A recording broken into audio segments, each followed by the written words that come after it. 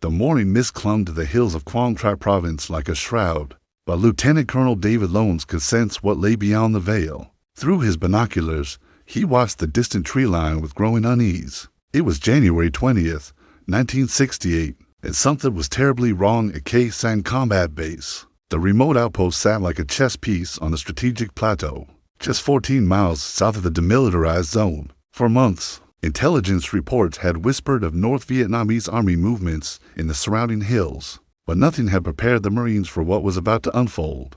The base, originally established to monitor infiltration routes along the Ho Chi Minh Trail, had become something far more significant, a potential killing field that would define the Vietnam War's most controversial chapter. Captain Kenneth Pipes of Bravo Company, 1st Battalion, 26th Marines, crouched in his bunker as the first mortar rounds began falling at 5:30 that morning. The distinctive whistle of incoming artillery sent his men scrambling for cover. But this was different from previous harassment fires.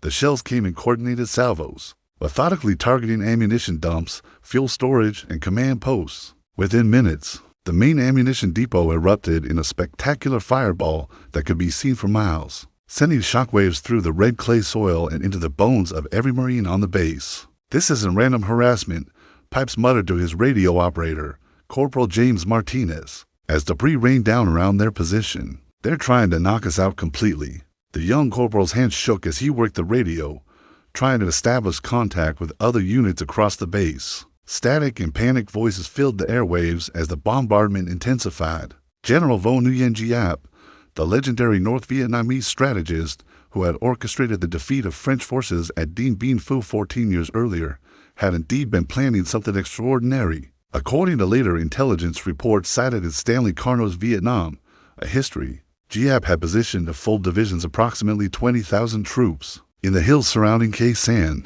The parallels to Dien Bien Phu were intentional and ominous. As the morning wore on, the Marines began to grasp the magnitude of their situation. Observation posts on the surrounding hilltops Rock Pile, Khao Lu, and the critical outposts of Hills 881 and 950 reported massive troop movements. The enemy had spent weeks, possibly months, moving heavy artillery and supplies through the jungle under cover of darkness. Now they controlled the high ground, and Khe Sanh sat exposed in the valley below like a sitting duck. Sergeant Michael O'Brien, a veteran of 2 previous tours, gathered his squad in a reinforced bunker as the bombardment continued. "Listen up, Marines," he shouted over the explosions. "We've trained for this. Charlie thinks he can do to us what he did to the French, but we're not going anywhere." His words carried more confidence than he felt. The young faces staring back at him, most barely out of high school, reflected a mixture of fear and determination that would define the coming siege. The strategic implications were staggering. Khe Sanh controlled key infiltration routes from North Vietnam and Laos. If it fell, the entire northern defense line of South Vietnam could collapse. More importantly, President Lyndon Johnson had become personally obsessed with holding the base, seeing it as a test of American resolve. The fate of 6,000 Marines had become intertwined with the credibility of American foreign policy itself. As darkness fell on that first day, the men of Khe Sanh Combat Base settled in for what they sensed would be a long and brutal ordeal. The morning of January 21st brought no respite. Colonel Lone stood in his command bunker, studying intelligence reports that painted an increasingly grim picture. North Vietnamese forces had severed Route 9, the only ground supply line to Khe Sanh, effectively cutting off the base from overland reinforcement.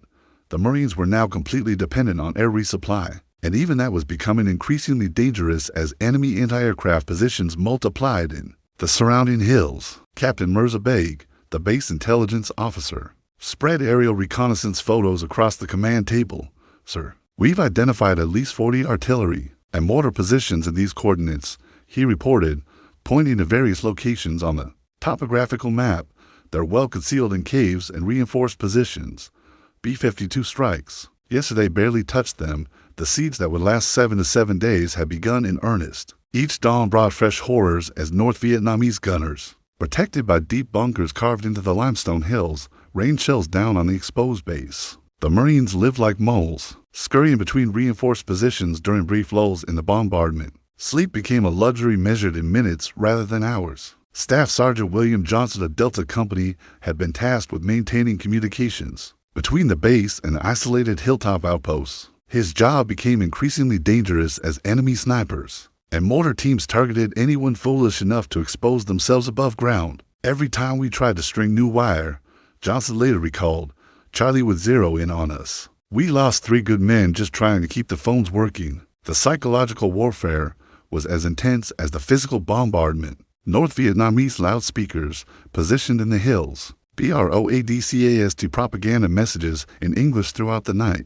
Marines, you are surrounded, the voice would echo across the base. Your government has abandoned you here to die. Surrender now and you will be treated well. The mental strain of constant shelling combined with these psychological attacks began to wear on even the most seasoned veterans.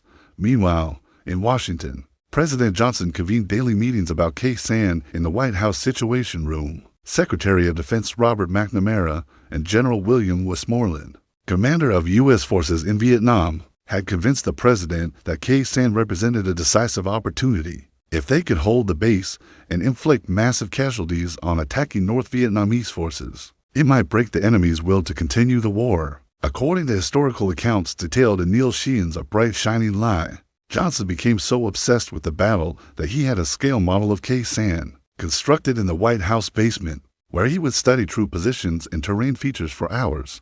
The president demanded twice daily briefings and insisted on approving major tactical decisions personally. Back at the base, the Marines were dealing with more immediate concerns. The constant shelling had destroyed much of the runway, making aircraft landings extremely hazardous. C-130 cargo planes had to execute combat landings, touching down just long enough to disgorge supplies before taking off again under enemy fire. Many supply drops missed their targets entirely, falling into enemy-controlled territory, where North Vietnamese soldiers would later be seen wearing captured Marine equipment. Corporal Robert Chen, a radio man with Alpha Company, witnessed one of these failed supply drops from his position near the runway. We watched that pallet full of medical supplies drift right into Charlie's hands. He remembered. Our corpsman was crying because we'd been running low on morphine for days. It was heartbreaking to see our own supplies being used against us. The hilltop outposts surrounding the main base faced even worse conditions. Hill 881, defended by approximately 100 Marines,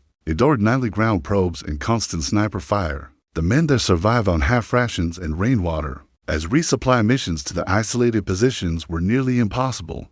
As January drew to a close, both sides settled into a deadly routine that would define the next 2 months of the war. While the world's attention focused on the siege at Sanh, General Giap was orchestrating something far more significant. January 30th, 1968, marked the beginning of Tet, the Vietnamese New Year, traditionally a time of celebration and family reunification. At precisely 3 o'clock in the morning, coordinated attacks erupted across South Vietnam. North Vietnamese and Viet Cong forces simultaneously struck 36 provincial capitals, 5 major cities, and dozens of smaller towns and military installations. The American embassy in Saigon itself came under direct assault, shattering the illusion that any place in South Vietnam was secure. Captain Richard Stone, serving as liaison between Sanh and Military Assistance Command Vietnam headquarters in Saigon, received the first fragmentary reports over secure radio channels. Sir, he reported to Colonel Lones, his voice tight with disbelief. They're saying the embassy is under attack, fighting in the compound itself. It's not just Saigon, they're hitting everywhere simultaneously. The terrible realization began to dawn on the American command structure. Sanh had been a diversion, a massive feint designed to draw American attention and resources to a remote corner of South Vietnam, while the real battle unfolded in the cities, where the war's political outcome would ultimately be decided. The siege wasn't intended to be a repeat of Dien Bien Phu at all. It was the strategic deception that made Tet possible. Sergeant First Class David Kim, monitoring enemy communications from his signals intelligence bunker, had detected unusual radio traffic patterns in the weeks leading up to Tet. There was too much coordination, he later explained. Units that had never talked to each other before were suddenly on the same frequencies. But we were so focused on the immediate threat here at Sanh that nobody connected the bigger picture. The Marines at Sanh found themselves in the surreal position of being both the center of American attention and strategically irrelevant to the larger conflict. While they endured daily bombardment and dwindling supplies, television cameras captured dramatic footage of urban warfare in Saigon, Hue, and other cities. The stark contrast between the remote, dusty outpost and the shocking street fighting in major population centers began to reshape American public opinion about the war. According to reporting by respected journalist Don Oberdorfer in his comprehensive account Tet, the offensive caught American intelligence completely off guard despite numerous warning signs. The focus on Sanh had created a dangerous tunnel vision among military planners. Exactly as Diab had intended, President Johnson's obsession with the siege became even more pronounced. As the Tet offensive unfolded, White House logs show he awakened his staff multiple times each night for upgrades from Sanh, even as more strategically significant battles raged elsewhere. The psychological pressure of defending what was essentially a symbolic position, while losing the broader propaganda war, was taking its toll on American leadership. First Lieutenant Maria Santos, one of the few female officers at Sanh serving as a medical liaison, watched the changing dynamics with growing concern. The men were hearing about Tet on Armed Forces radio, she recalled. They started asking why they were dying for this godforsaken hilltop, while the real war was happening in the cities. It was a question none of us could answer satisfactorily. The North Vietnamese continued their relentless bombardment throughout February, firing an estimated 13,000 rounds of artillery, mortars, and rockets at the base during the siege. Each day brought fresh casualties, equipment losses, and deteriorating living conditions. The Marines lived in constant fear, never knowing when the next shell might find their bunker. Captain James Rodriguez, commanding Charlie Company, implemented increasingly desperate measures to maintain morale. We started having talent shows during the brief ceasefire periods, he remembered. Guys would tell jokes, play harmonicas, anything to keep from thinking about the situation. It sounds crazy now, but laughter was sometimes the only thing that kept us sane. As February progressed, it became clear that both the siege and the broader Tet offensive were reshaping the entire trajectory of American involvement in Vietnam. The morning of February 4th brought a new level of intensity to the siege, as North Vietnamese forces launched their first major ground assault against the isolated hilltop positions surrounding Sanh. Hill 864, defended by a reinforced company of Marines, became the focal point of what would prove to be the most vicious fighting of the entire siege. Captain Bruce Clark, commanding Echo Company, 2nd Battalion, 26th Marines, had spent weeks preparing his positions on the strategic hilltop. His men had dug deep fighting holes connected by communication trenches, created overlapping fields of fire, and stockpiled ammunition and water, but nothing had prepared them for the ferocity of the assault. That began at 2:15 in the morning. They came at us in human waves, recalled Sergeant Thomas Washington, a squad leader in Clark's company. We could hear them moving up the slopes in the darkness, coordinating their attacks with bugles and whistles. When the flares went up, there were hundreds of them, maybe more. The North Vietnamese had spent days infiltrating close to the Marine positions, using the cover of fog and jungle to position assault troops within striking distance. The battle for Hill 864 raged for 18 hours. North Vietnamese sappers, armed with satchel charges and Bangalore torpedoes, systematically destroyed Marine defensive positions while assault troops poured through the breaches. Echo Company fought with desperate courage, but they were outnumbered by at least 4-1. Radio communications with the main base became sporadic as enemy fire destroyed antenna arrays and killed radio operators. Corporal Michael O'Connor, serving as Clark's communications specialist, managed to maintain contact during the most critical phases of the battle. Captain Clark kept calling for artillery support, O'Connor remembered, but most of our fire support was being used to protect the main base. We were basically on our own up there. The isolation was both physical and psychological. The Marines on the hilltops could see the main base in the distance, but knew that no relief force could reach them through the enemy-controlled terrain. Meanwhile, Colonel Lones faced an agonizing decision at the main base. Intelligence reports indicated that the attack on Hill 864 was part of a larger offensive designed to capture all the outlying positions before launching a final assault on Sanh itself. He had limited reserves and no way to reinforce the hilltop positions. Without exposing the main base to increased risk, the artillery duel that accompanied the ground fighting was unprecedented in its intensity. North Vietnamese gunners, protected by deep bunkers, fired continuously for hours while American counter-battery fire struggled to locate and destroy the well-concealed enemy positions. B-52 bombing missions, codenamed Arc Light, dropped thousands of tons of explosives on suspected enemy positions, but the limestone caves and reinforced bunkers provided excellent protection. According to military historians cited in Edwin Simmons' official Marine Corps account, the siege of Sanh The North Vietnamese employed sophisticated military engineering techniques, learned from Chinese and Soviet advisors. Their positions were virtually impervious to anything except direct hits by the largest bombs, and even then,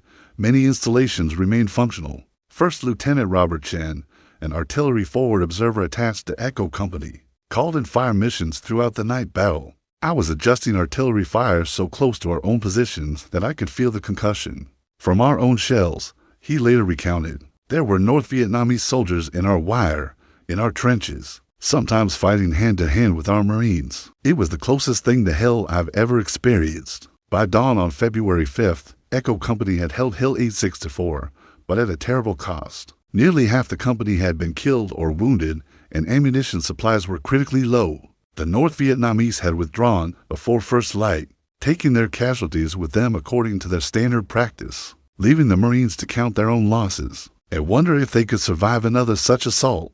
Captain Clark, wounded but still in command, surveyed the devastation around his position. Bodies of both Marines and North Vietnamese soldiers lay scattered across the hillside. The carefully prepared defensive positions were largely destroyed, and several key weapons systems had been knocked out. Most troubling of all, the attack had demonstrated that the enemy possessed both the capability and the will to launch major ground assaults against the outlying positions. The successful defense of Hill 864 became a symbol of Marine determination, but it also highlighted the precarious nature of the entire Khe Sanh position. As February progressed into its second week, General William Westmoreland authorized one of the most intensive bombing campaigns in military history. Operation Niagara, named after the famous waterfall for its continuous cascade of explosives, represented America's attempt to break the siege through sheer firepower. The campaign would ultimately drop over 100,000 tons of ordnance in the area around Khe Sanh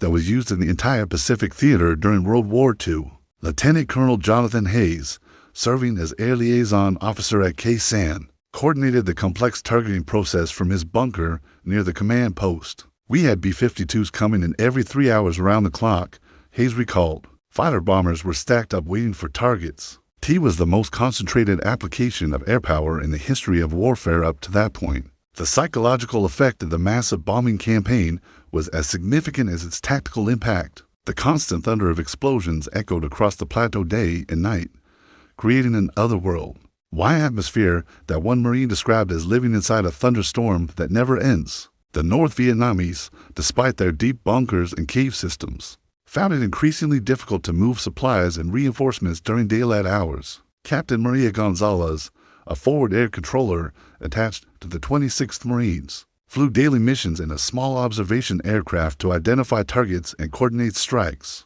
You could see the whole landscape being reshaped, she remembered. Entire hilltops were being flattened by the B-52 strikes. But somehow, Charlie kept coming back. They were like ghosts. You'd hit a position with everything you had, and 2 hours later they'd be firing from the same coordinates. The innovative use of sensors played a crucial role in Operation Niagara's effectiveness. The military had deployed thousands of acoustic and seismic sensors along suspected infiltration routes, creating an electronic barrier that could detect enemy movement even in the dense jungle terrain. These sensors, part of a classified program codenamed WWII, transmitted data to aircraft circling overhead, which then relayed targeting information to strike aircraft. Major William Rodriguez, an intelligence analyst working with the sensor data, explained the system's impact. For the first time, we could track enemy movement in real time and hit them while they were on the move. The North Vietnamese had to completely change their tactics. Instead of moving in large units, they were forced to infiltrate in small groups, which reduced their overall effectiveness. According to detailed analysis in the official Air Force history by Colonel Raymond Bowers, the air war over Southeast Asia, Operation Niagara represented a watershed in the development of precision targeting and real-time intelligence fusion. The techniques developed during the siege would influence military aviation for decades to come. However, the air campaign came at a tremendous cost in both resources and human lives. American aircraft losses mounted as North Vietnamese anti-aircraft defenses became more sophisticated. Surface-to-air missile sites appeared with increasing frequency, and radar-guided anti-aircraft artillery made low-level attacks extremely hazardous. First, Lieutenant Thomas Kim, an F-4 Phantom pilot flying close air support missions, witnessed the evolution of enemy tactics firsthand. They started using our own bomb craters as camouflage positions. He observed, we'd hit an area with everything we had, and they'd move right back into the same spot because they knew we wouldn't waste ordnance on ground we'd already bombed. They were adapting faster than we were. The Marines at Sanh developed a complex relationship with the air campaign. While they appreciated the protection it provided, they also recognized its limitations. Sergeant Michael O'Brien, now commanding a composite squad made up of survivors from multiple units, expressed the ambivalence many felt.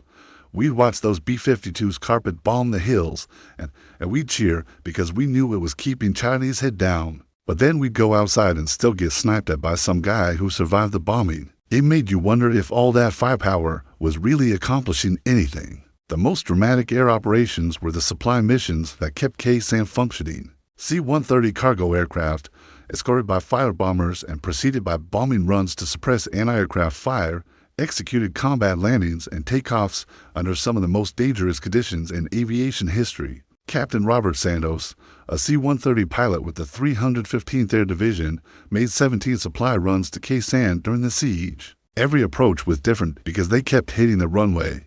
He remembered, sometimes we land on steel planking laid over bomb craters. The ground time was usually less than 3 minutes, just long enough to kick the cargo out the back and get airborne again before the mortars found us. By late February, the siege had reached a critical juncture that tested the resolve of both American leadership and the Marines defending Sanh. Supply shortages had become acute despite the heroic efforts of transport crews, and casualty rates were mounting steadily. Medical supplies, ammunition, and even basic necessities like food and water were running dangerously low. The constant stress of living under bombardment for nearly 6 weeks had pushed many defenders to their psychological breaking points. Colonel Lones convened his staff officers in the command bunker on February 23rd to assess their situation honestly. Gentlemen, he began, studying the faces of his exhausted subordinates, we need to face facts. We're living on borrowed time here. Our casualty rate is unsustainable, our supply situation is critical, and intelligence suggests the enemy is preparing for a final major assault. Captain Kenneth Pipes, now serving as active battalion commander after his superior had been evacuated with serious wounds, provided a stark assessment of combat readiness. Sir, we're down to about 60% strength across all units. The men who are left are exhausted. We've had Marines falling to sleep at their posts, not from negligence, but from sheer physical and mental exhaustion. Some of the newer replacements are showing signs of combat fatigue after just days in the lines. The psychological warfare campaign intensified as North Vietnamese forces sensed American vulnerability. Enemy loudspeakers broadcast increasingly sophisticated propaganda messages, often incorporating personal information about individual Marines obtained from captured mail and documents. Private Johnson from Ohio, the voice would echo across the base. Your girlfriend Susan wrote that she's dating someone else now. Why are you dying for people who don't care about you? Staff Sergeant William Martinez,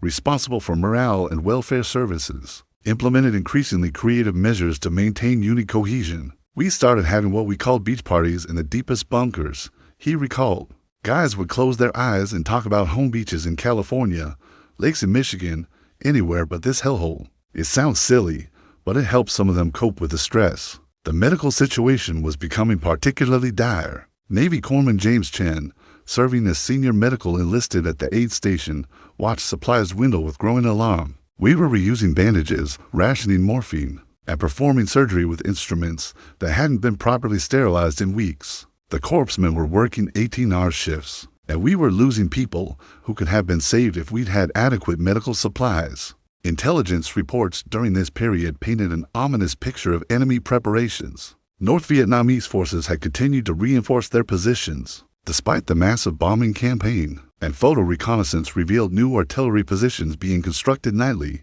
More troubling still, intercepted communications suggested that a major assault was planned to coincide with the Vietnamese lunar calendar's most auspicious dates. According to classified military intelligence reports later declassified, it's cited in John Prado's comprehensive study The Blood Road. North Vietnamese forces around Sanh had grown to nearly 30,000 troops organized into for complete divisions. This represented the largest concentration of enemy forces anywhere in South Vietnam and demonstrated the strategic importance both sides placed on the outcome of the siege. President Johnson's daily obsession with Sanh had reached levels that concerned his closest advisors. White House Chief of Staff Joseph Califano later wrote that Johnson was spending more time studying the situation at Sanh than on any other aspect of the war, including the broader Tet Offensive that was reshaping American public opinion about Vietnam. The breaking point came during the early morning hours of February 29th, when North Vietnamese forces launched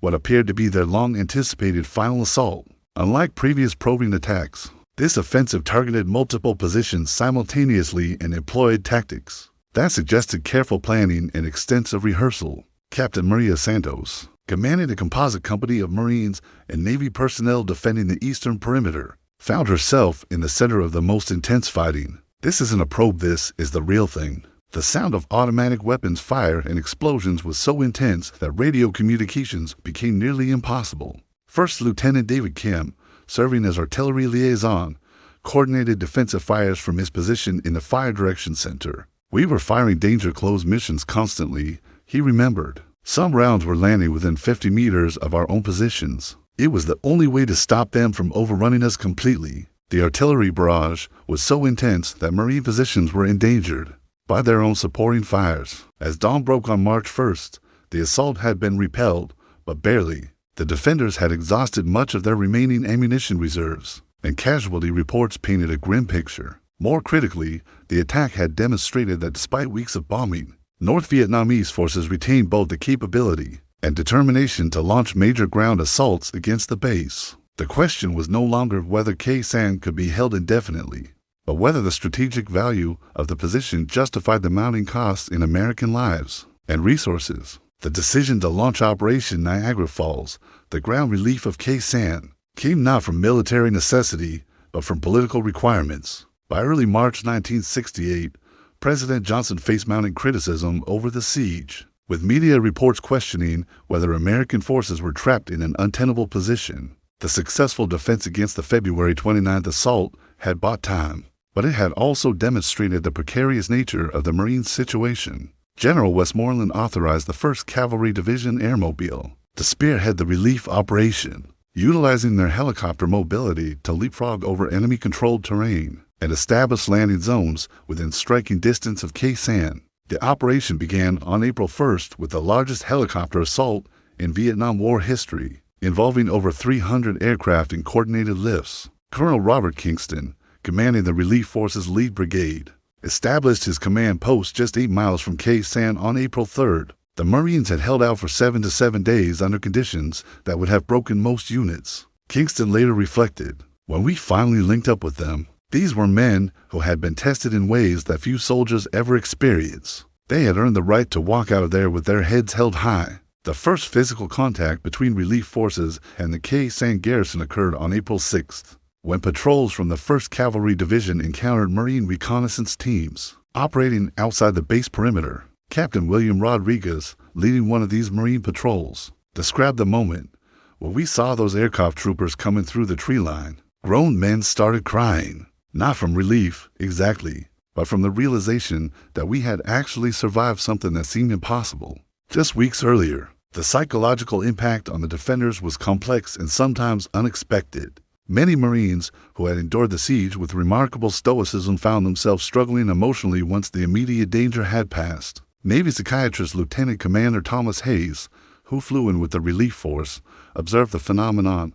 These men had adapted to extreme stress by narrowing their focus to immediate survival. When that pressure was suddenly removed, some of them experienced a kind of emotional decompression that was almost as difficult to handle as the siege itself. Colonel Lones, who had commanded the defense throughout the siege, maintained his characteristic understatement when describing the ordeal. "We accomplished our mission," he told reporters. "We held the base and inflicted significant casualties on enemy forces. The men performed magnificently under extremely difficult conditions." His modest assessment masked the magnitude of what had been achieved. The longest and most intense siege in Marine Corps' history had ended in successful defense. The final casualty figures told the story of the siege's intensity. American forces had suffered approximately 750 killed and wounded during the 7-day ordeal, while intelligence estimates suggested North Vietnamese losses exceeded 10,000. More significantly, the siege had tied down massive North Vietnamese resources that might otherwise have been used to exploit the political gains achieved during the Tet Offensive. According to comprehensive analysis presented in Ray Stubb and John Whitman's definitive account, Valley of Decision, the siege achieved several strategic objectives despite its controversial nature. The massive firepower employed during Operation Niagara had severely degraded North Vietnamese capabilities in the northern provinces, and the successful defense had demonstrated American resolve to allies and enemies alike. Staff Sergeant Michael O'Brien, one of the siege's survivors, reflected on the experience years later. "We went in there as individual Marines from different units, different backgrounds, different parts of the country. The siege welded us into something else, a brotherhood forged under conditions that most people can't even imagine. We learned that we could endure anything as long as we had each other." The evacuation of Sanh Combat Base began immediately after the relief operation concluded, a decision that sparked considerable controversy. Critics argued that abandoning the base after such a costly defense made the entire siege strategically meaningless. Military planners countered that the base had served its purpose by drawing enemy forces into decisive battle where American firepower advantages could be fully utilized. By July 5, 1968, Sanh Combat Base had been completely abandoned and demolished to prevent its use by North Vietnamese forces. The strategic plateau that had dominated headlines for months was left to the jungle and the ghosts of those who had fought there. The siege of Sanh became a symbol of both American military determination and the tragic cost of the Vietnam War. The Marines who defended the base had proven that American forces could endure extreme hardship and emerge victorious. But the broader strategic context raised questions about the war's ultimate objectives that would haunt American foreign policy for generations. For the 6,000 Marines who lived through those 7 to 7 days, Sanh represented something simpler and more profound than grand strategy. It was proof that ordinary Americans could accomplish extraordinary things when circumstances demanded, the ultimate test of their courage, endurance, and loyalty to each other. That lesson, perhaps, was worth the terrible price they paid to learn it.